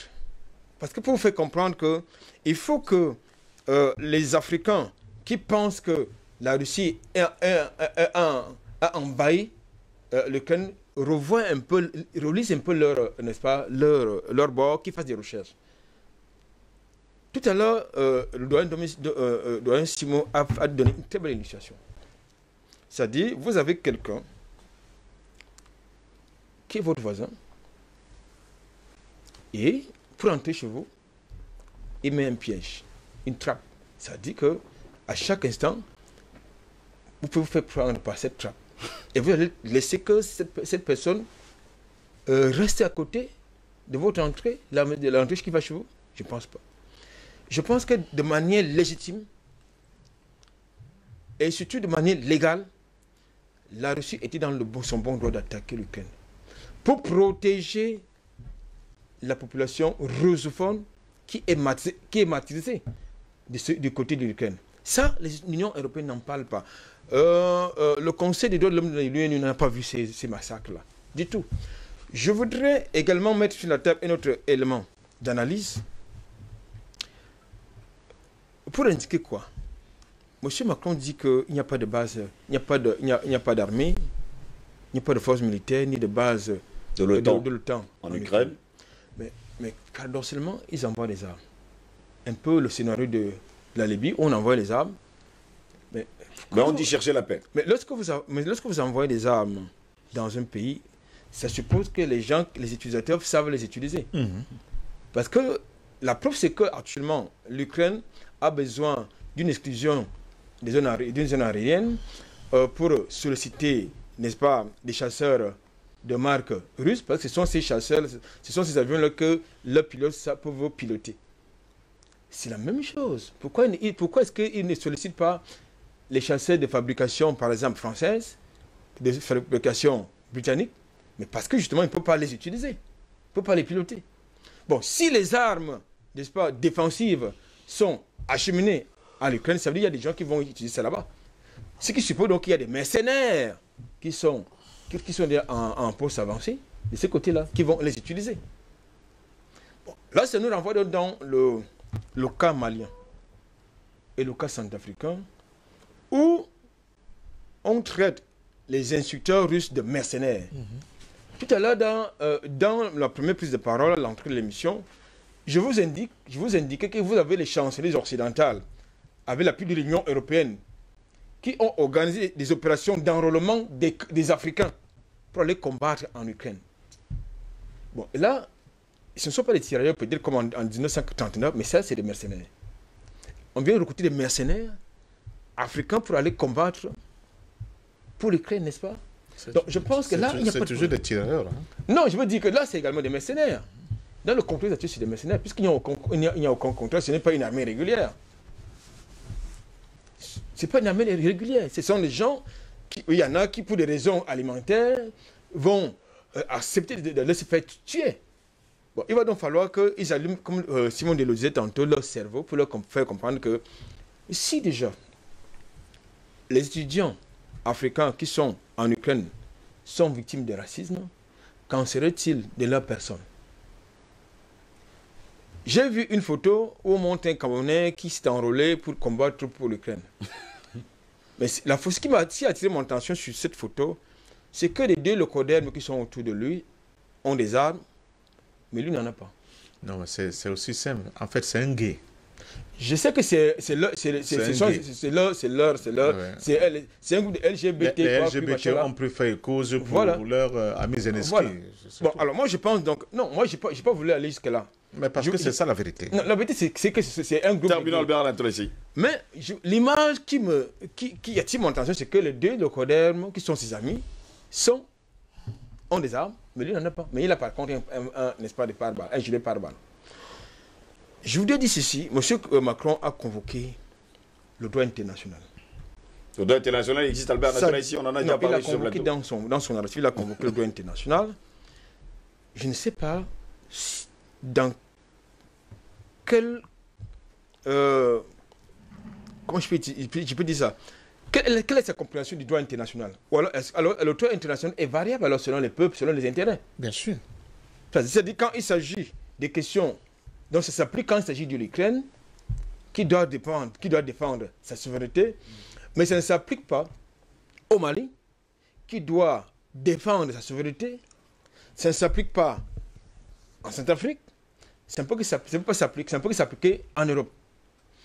Je voudrais ici saluer quand même l'attitude, n'est-ce pas, de certains pays africains, pas tous, de certains pays africains, qui ont envoyé un message fort. Je veux d'abord saluer le Cameroun, mon pays, qui n'a même pas participé à cette affaire-là. Je voudrais saluer l'Érythrée qui a eu le courage de s'y opposer. Je voudrais saluer également ceux qui sont abstenus de suivre la vague pro-européenne qui est incarnée sur le continent africain par M. Ouattara, dont le pays a voté pour. À la suite de lui, le Gabon. Donc je pense que c'est un signal fort. Comprendre que sur le continent africain, ce n'est plus comme avant. Les choses vont changer. Il faut que ça change. Je voudrais sortir en faisant comprendre que oui, je suis d'accord avec le grand frère Passion, que désormais, sur l'échiquier géopolitique international, les cadres, il y aura un bouleversement de cartes. Mais dans ce bouleversement de cartes géopolitiques, quelle est la place de l'Afrique? Allez savoir, Albert Anatola, ici, les deux présidents que vous avez cités tantôt, parler d'Alassane Dramane Ouattara et Ali Bongo Ndimba du Gabon. Vous savez pourquoi ils ont voté oui. J'espère seulement que vous le savez. André Kissel Fanga, dans les propos d'Emmanuel Macron, il déclare que c'est la Russie qui est l'agresseur et non pas l'agressé. On ne va pas également oublier de dire à nos téléspectateurs ce matin que du côté de l'Ukraine actuellement, Volodymyr Zelensky est en train de tuer toute personne qui se dirige vers la Russie. Là encore, on nous parle de droits de l'homme. Merci Jocelyn. Et on mettra les morts sur le dos de Poutine. Je voudrais saluer les brillantes interventions de Parfendom, Albert et Simon. Ils ont en fait résumé toute la situation actuelle. Mais permettez-moi d'aller en profondeur. Et je tire ma réflexion de Saintes Écritures dans le livre de Jean chapitre 8, le verset 44. Vous avez pour père le diable, et vous voulez accomplir les désirs de votre père. Il a été meurtrier dès le commencement. Il ne se tient pas dans la vérité, parce qu'il n'y a pas de vérité en lui. Lorsqu'il profère le mensonge, il parle de son propre fond, car il est menteur et père du mensonge. Et quand vous regardez l'attitude de tous ceux qui soutiennent l'OTAN, il ressemble à l'Ukraine. Il ressemble à qui? Au père du mensonge. Donc si M. Macron soutient l'Ukraine, vous pouvez savoir pourquoi. Quand vous regardez tous ceux qui soutiennent l'Ukraine actuellement, vous pouvez comprendre qu'ils n'ont que pour dénominateur commun le père du mensonge. Pour l'établissement d'un nouvel ordre mondial qui va ressembler à quoi? Qui va ressembler à homme avec homme se pavanant. Et la photo la plus heureuse de Macron, c'est où il se trouve avec ces homosexuels-là. C'est sa photo la plus heureuse. Parce que même quand il est avec sa propre femme, Macron n'est pas heureux comme ça. Oui. C'est quand il se retrouve avec ces gars-là qu'il se sent très heureux. Donc quand nous le disons parce que, en fait, nous savons la profondeur de ce qui se cache derrière cette lutte-là. Parce qu'en réalité, les gens veulent nous amener dans une nouvelle forme de choses. Quand Zelensky se met avec la guitare, toute nue, brang, brang, brang, brang, devant tout le monde, les gens sont contents, on jubile. Non, moi, je te dis qu'il était un comédien à l'époque. Ah bon? Ouais. Mais la nudité, donc vous venez faire la comédie étant nu. Voilà le style, voilà ce qu'on veut nous amener dans le monde, dans ce nouveau monde-là. Et donc, quand vous vous attaquez, parce que l'une des phrases fortes de Poutine, quand il a pris le pouvoir, qui venait d'être élu, il a dit, aussi longtemps que je suis au pouvoir, le mot père et mère vont exister. Père et mère. Maintenant, ok, quand il y a maintenant homme, là, on va appeler ça quoi? On va appeler ça comment? Père 1, Père 2. Oh, parce que c'est ça le nouveau paradigme du monde qu'on veut nous imposer. Mais lui il dit que non. Aussi longtemps que moi je suis là, le mot père et le mot mère va exister. Mais le blanc, ou bien l'Occident, ou bien les Macron, veulent nous imposer père 1, père 2. N'est-ce pas? Mère 1, mère 2. C'est ça? C'est des choses incroyables. Et c'est pour ça que vous comprenez qu'aujourd'hui, eux, ils veulent créer leur nouveau monde. Nous, on veut revenir à l'ancien monde qui a été créé par le Créateur, quand même, où la famille est sacrée, où les gens, il y a un père, il y a une mère, il y a les enfants. Où on veut nous avoir maintenant père, enfant, ou bien mère, enfant. Non, ce n'est pas possible. Époux 1, époux 2. Voilà. Donc, comme ils ont pour père le diable, ils ne veulent qu'implémenter la stratégie du diable. Oui. Et c'est pour ça qu'on veut faire passer Poutine de l'autre côté, qui est le défenseur des vrais droits. Des vraies valeurs. Des vraies valeurs, comme celui qui est le menteur, le monstre, le destructeur. Mais soyons sérieux. La France aujourd'hui continue à mettre le franc CFA, non? Le franc CFA, c'est une monnaie quoi? Nazi. Ce n'est pas une monnaie nazie. Est-ce que la France ne continue pas à exploiter les territoires africains? Est-ce que la France ne continue pas? Quand il parle de droits, est-ce que nous n'avons pas de droits? Nous, les Noirs, nous n'avons pas de droits. Les pays africains, nous n'avons pas de droits. Vous parlez du droit international. Le droit à la liberté n'est pas un droit. Le droit à se mouvoir, à chercher des partenaires. On est en train de punir, on veut punir Touadéra. Parce qu'il est allé chercher... Mais écoutez, vous avez un pays sur embargo. C'est possible, ça. C'est la même chose qu'on a fait à Gbagbo. Hein. Vous mettez le pays sur embargo. Mais vous dites que non. Vous défendez la liberté, vous voulez la liberté, vous voulez les nouveaux droits. Vous mettez des pays sur embargo. Vous voulez qu'ils se défendent comment? La RCA s'est retrouvée en difficulté, sans armes, sans rien. Vous savez que les formateurs de l'Union européenne étaient en RCA, non? Ils formaient l'armée centrafricaine avec les bâtons. Donc, on vous donne les bâtons. Que c'est avec les bâtons, vous allez vous défendre. Vous allez tuer quoi avec le bâton? Vous allez vous défendre comment? Quand les mercenaires, quand les rebelles sont armés jusqu'aux dents. Et armés par qui? Par toujours les forces françaises. Donc, vous comprenez qu'aujourd'hui, quand on parle de droit, il ne faut pas que les Macron se présentent plus à la télé. Ce n'est pas des gens qui respectent le droit. Ce n'est pas des gens qui ont véritablement un cœur pour parler du droit. Donc, aujourd'hui, quand nous regardons la situation aujourd'hui en Ukraine, c'est simple à comprendre. C'est que les États-Unis, l'OTAN, voulaient envahir la Russie. La Russie a fait mais pour mieux attaquer, la meilleure attaque, c'est la défense. C'est ce qu'ils ont fait. Ils ont défendu leur territoire. La meilleure défense, c'est l'attaque. Merci. Merci, parfait. Donc, tu vois un peu, et c'est ce qu'ils ont fait. C'est-à-dire, on savait que l'Ukraine abritait des mercenaires, abritait des bases. Vous savez qu'il y avait même un sous-marin américain déjà en Ukraine. C'est par là que la Russie a commencé. Peut-être, on ne vous dit pas, c'est par là que ça a commencé. Un tordu ne peut pas parler du droit. Un tordu, d'accord. Donc, c'est par là que ça a commencé. Donc, aujourd'hui, ceux qui parlent du droit, ceux qui parlent des choses, de la vérité, non, c'est eux plutôt qui sont dans le mensonge. Parce que l'Europe actuelle est dans le mensonge.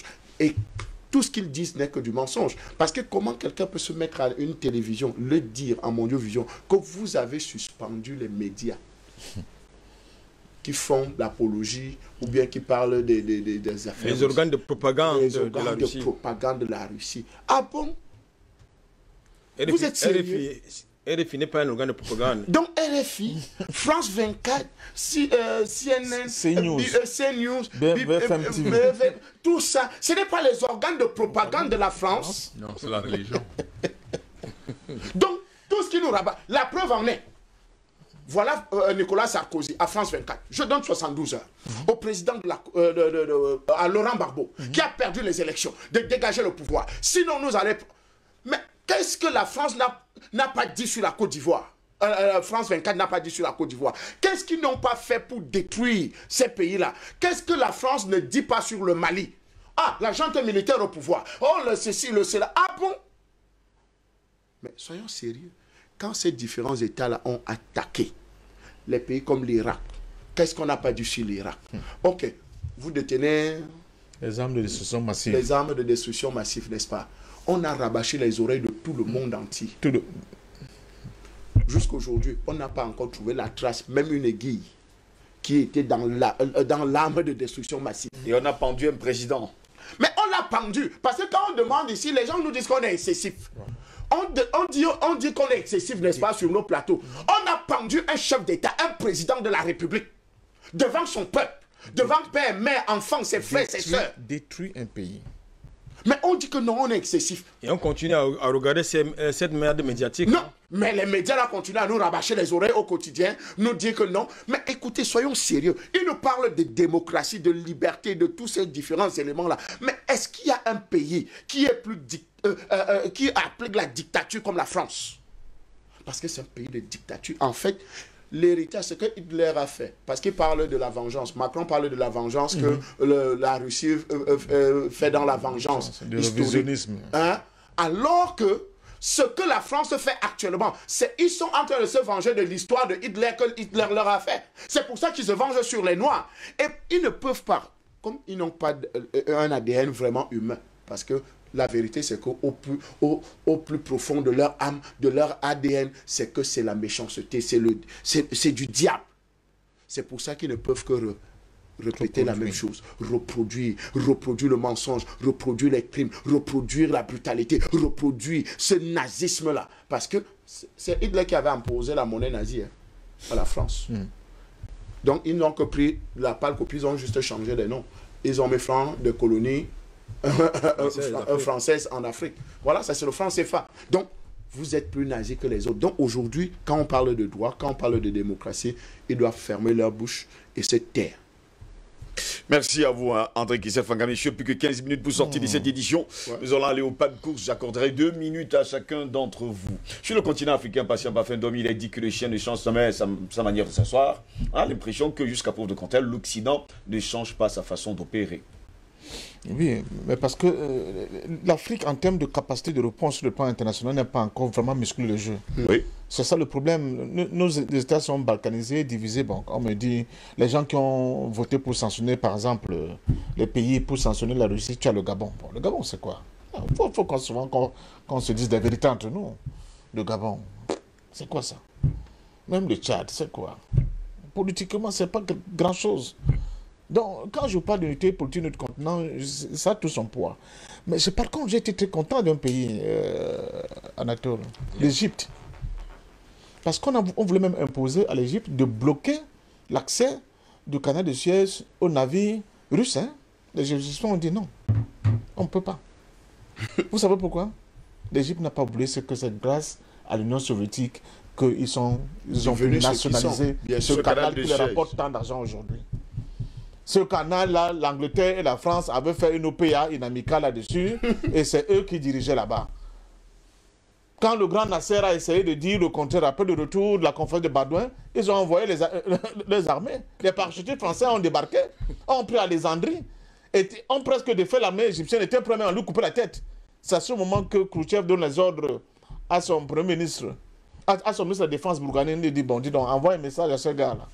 Il appelle Paris et Londres. Il dit, si dans les 24 heures, vos troupes ne sont pas retirées d'Égypte, je vais vitrifier Paris et Londres. C'était fini. La guerre était terminée. Ça, on ne dit pas ça aux Africains.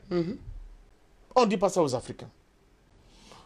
Vous savez, avec la chute du mur de Berlin et le fait que l'Union soviétique est défaite, pour l'Occident capitaliste, c'était fini. On ne voyait plus venir quelque chose du côté de l'Union soviétique. Mais il fallait s'attaquer au gros morceau qui est la Chine. Parce que dans leur tête, il faut dépasser la Chine. La Chine telle qu'elle est là leur pose un énorme problème. La preuve, quelques décennies plus tard, vous avez vu, ils ont perdu le leadership économique. La première économie du monde, c'est qui? C'est la Chine. La première économie, maintenant, c'est là où vous n'avez pas vu venir le grand Poutine arriver.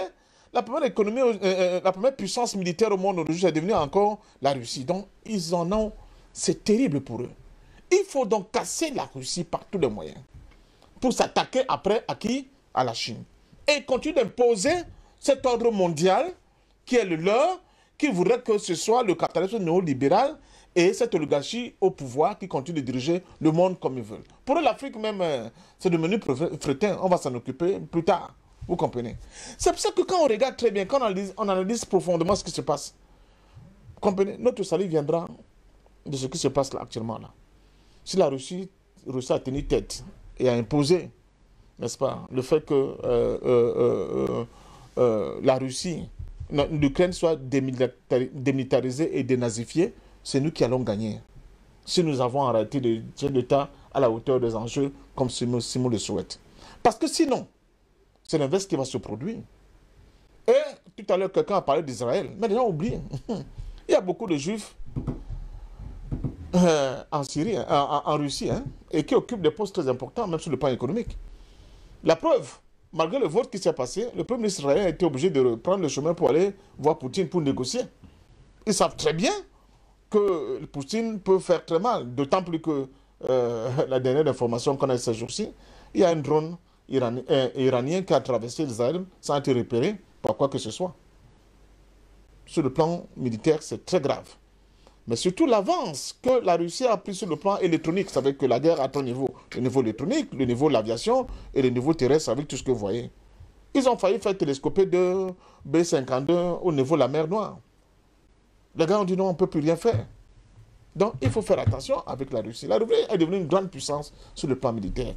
Ce qui est important aussi qu'il faut souligner dans tout ce que nous voyons là, c'est que enfin, le monde qui dormait s'est réveillé. Les pays comme le Brésil, les pays comme l'Indonésie, première puissance musulmane du monde. Oui. Même les Émirats là, du Golfe, dont le Qatar, ils ont dit, mais le monde a basculé. Le centre du monde a basculé. Il ne se trouve plus chez vous au niveau de l'Occident, il est ailleurs. On fait nos affaires avec qui aujourd'hui? On fait le business avec qui? Le Pakistan vient de signer un nouveau contrat gazier avec la Russie, un nouveau contrat de blé avec la Russie. Ah, j'ai oublié. Chaque fois qu'ils prennent les sanctions contre la Russie, ça se retourne contre eux. Ils ont pris les sanctions sur le plan agricole. La Russie est devenue un grand producteur de blé, premier exportateur de blé dans le monde. Mais il y a pire encore pour la France de M. Macron. Vous savez que la Russie fabrique du camembert. Vous savez ce que ça représente pour les Français. Que l'appellation contrôlée camembert soit fabriquée par un autre pays. Vous savez que la Russie fabrique des tas de vin, je ne parle pas de blé et d'autres choses. Donc attention. Les répercussions seront d'une violence inouïe. Terminons. Donc je pense que nous les Africains, ce que nous devons comprendre, c'est que, comme je le dis souvent, quand on refuse de lutter, on est sûr d'une chose, on a déjà perdu. Quand on lutte, même quand on perd, on gagne toujours. Ce qui se passe là actuellement dans le monde, c'est une nouvelle reconfiguration du monde. Sur le plan politique, sur le plan géopolitique, sur le plan sociologique, sur le plan social, sur le plan même diplomatique et comment vous appelez, et du droit. Enfin, le droit international aura un sens. Parce que pour l'instant, le droit international n'a pas de sens. Il n'a aucun sens. C'est la loi du plus fort. Mais surtout, il va naître à la fin de cette guerre un véritable monde multipolaire. les guerres que vous voyez là, plus la Chine qui doit venir, vous voyez l'affaire de Taïwan aussi, je crois que vous me comprenez, Oui. c'est pour instaurer, ad vitam aeternam, un monde unipolaire, dirigé par les 13 familles, dirigé par la finance internationale. La guerre que Poutine livre, c'est pour qu'il y ait un monde multipolaire. De telle manière que ce soit la solidarité des humains qui décident de l'avenir du monde et non le bon vouloir de quelques happy few qui ont décidé que maintenant un homme peut épouser un homme, qui donnent le là et qui dictent leur volonté sur le monde. C'est ça le sens de cette guerre. Et il faut que les Africains le comprennent une fois pour toutes, au lieu de continuer à écouter France 24 et tous les mensonges, tous les médias mensonges du monde, qui déversent leur fiel et leur venin et leurs mensonges pour pourrir et polluer la tête de la jeunesse africaine. Parce que, en fait, ce n'est que sommes des cibles privilégiés. Parce qu'à la fin de compte, cette guerre-là, l'arbitre central, ça veut dire que selon vous, M. Goss, c'est l'Afrique qui est l'arbitre justement dans cette guerre. Voilà. Vous, ici, vous êtes d'accord avec ça, Simon D, que finalement, c'est l'Afrique qui sera le grand arbitre de ce rendez-vous mondial où on veut justement une multipolarité? Mais monsieur Ngoss, celui qui lutte peut perdre. Celui qui ne lutte pas a déjà perdu. C'est pas compliqué. Et je voudrais rappeler à ces messieurs les Occidentaux que on n'abat pas un baobab avec une lame de rasoir. On n'abat pas La Russie, c'est un baobab. Les gens sont en train de utiliser la lame de rasoir pour tenter de l'abattre. C'est pas possible.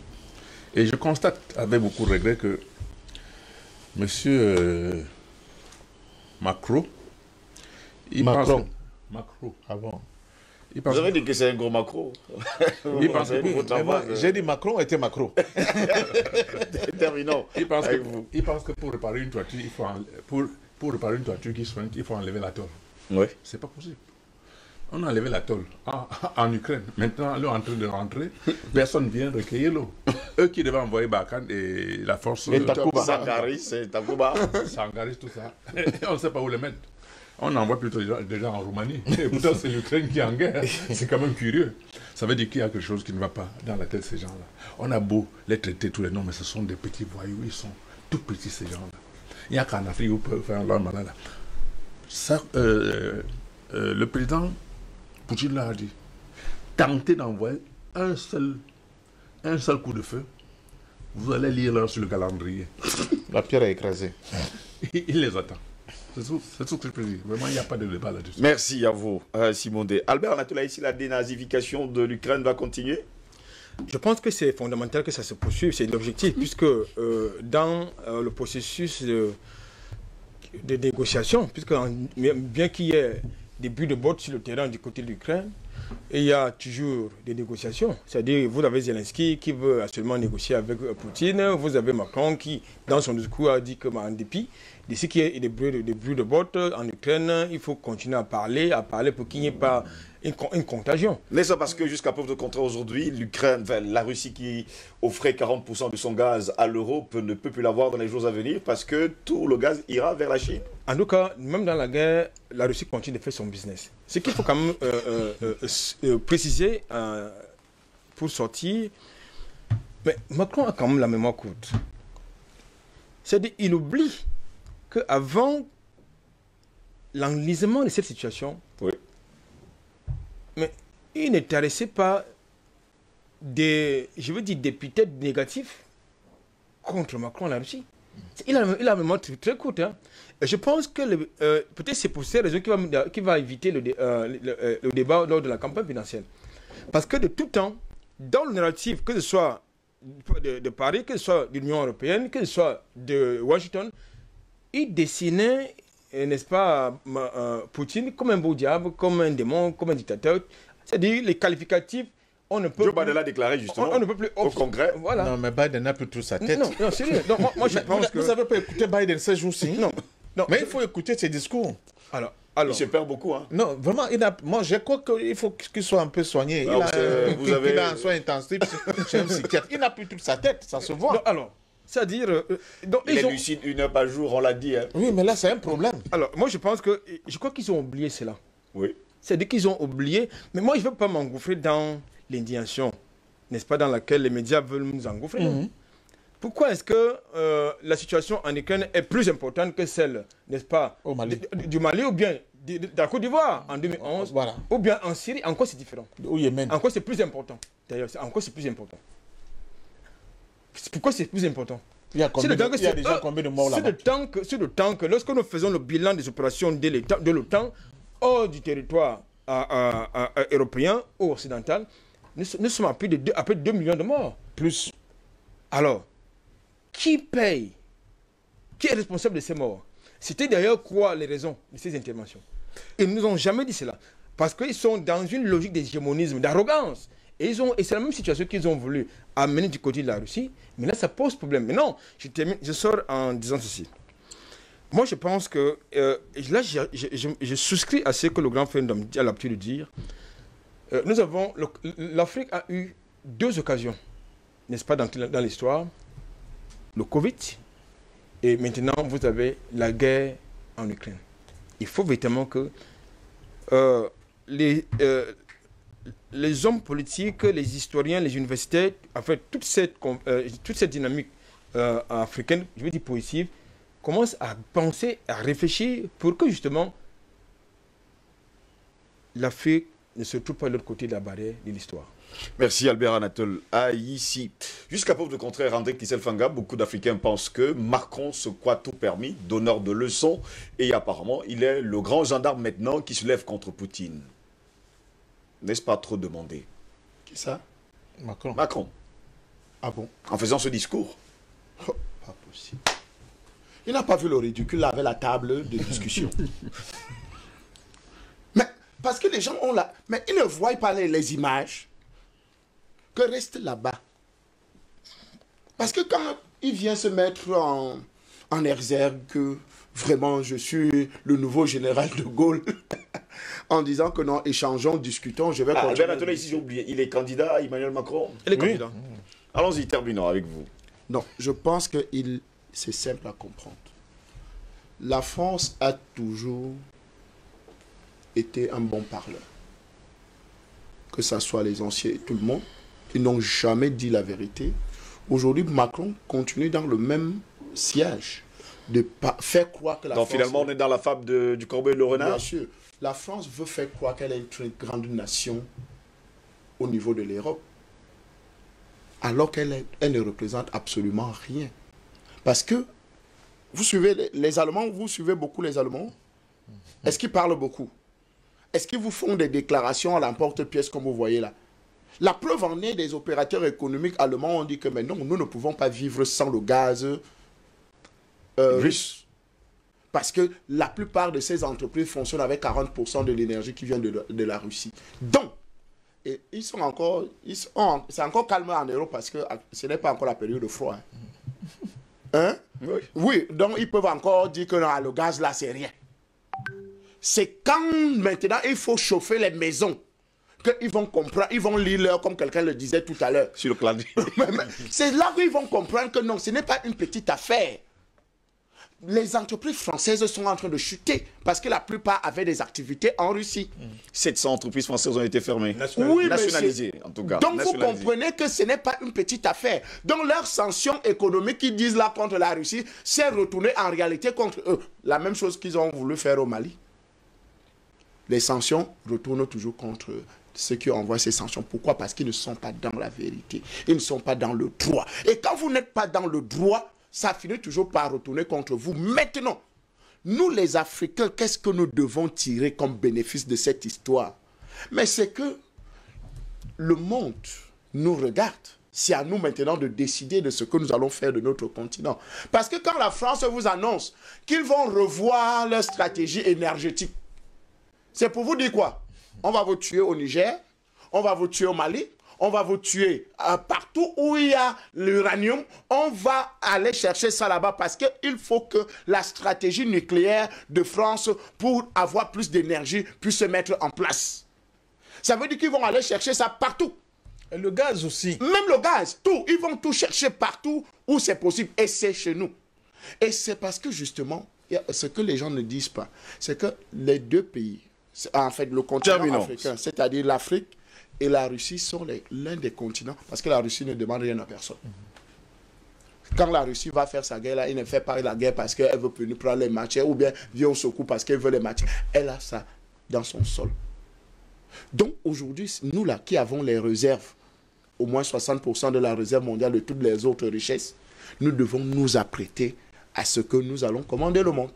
Et nous allons commander le monde. Bien sûr. Mais en même temps, il faut protéger, il faut mettre en place, il faut avoir une armée, une forte défense pour protéger ces ressources-là. S'organiser. Merci, messieurs. Permettez-moi de lire ce communiqué quand même qui nous vient du président Balekani ce lundi 7 mars 2022 de 21h45 à 0h45 heure du Cameroun, de 15h45, 18h45 heure du Canada. Il faut préciser par ailleurs qu'il y aura une conférence spéciale du président Balekani à l'Université du Québec au Canada sur le thème géopolitique humaine et territoire dans le cadre du cours donné par le professeur Mebo Meta Ndongo. Ce sera en direct d'ailleurs sur la page Facebook de son parti politique Nouveau Mouvement Populaire, le NMP. Il faut bien préciser que ce sera tout à l'heure aux alentours de 21h45, heure du Cameroun, jusqu'à 0h45, 15h45 heure. On le dit comme ça, du Canada, il faut bien le préciser, je parle bien sûr de la conférence spéciale du président Balekani à l'Université du Québec au Canada, thème géographie humaine et territoire. J'espère seulement que vous serez de la partie. Merci à vous, Patient Bafou de nous avoir été là ce matin. Merci. Mapoubi, vous êtes Mapoubi dans le combat. Merci. Merci d'apporter la lumière. Merci à vous également, Simone, d'avoir été là ce matin. Merci à vous, Albert Natola, ici. J'espère qu'en retournant le soir à la maison, je vais retrouver de l'électricité chez moi. Nous espérons tous que nous allons retrouver l'électricité. André Kissel Vangavo également, vous espérez avoir l'électricité, j'espère. Je voudrais saluer le docteur Mebo Meta, c'est mon frère. Hein? Mebo Meta. Oui. À l'Université du Canada. À l'université, je voudrais le saluer ce matin. C'est un grand frère que j'apprécie beaucoup pour ce qu'il fait. Et nous allons suivre cette conférence-là. Bravo au président pour ça. Et nous allons dire à Eneo une chose. Si l'État ne peut pas rompre son contrat, nous allons lui forcer à rompre ce contrat. Bon, finalement, vous allez dire comme les gars d'un commandant, on ne paye plus le courant, on va le voler. Merci, monsieur, d'avoir été là ce matin. On ne vole pas, ça nous appartient. Vous savez quand même qu'un commandant, tout le monde a le c'est notre courant. Donc tu sais qu'un mauvais, c'est un commando. Tu vois alors comment ça commence. C'est pas ce que j'ai dit. Son loulou, c'est chez nous. Son loulou, vous savez là où ça se trouve. Merci. Merci, messieurs, d'avoir été là ce matin pour cette première édition de Dibier ce matin de la semaine. Le plaisir de retrouver demain. Passez une agréable journée et surtout, bon début de semaine. Au revoir.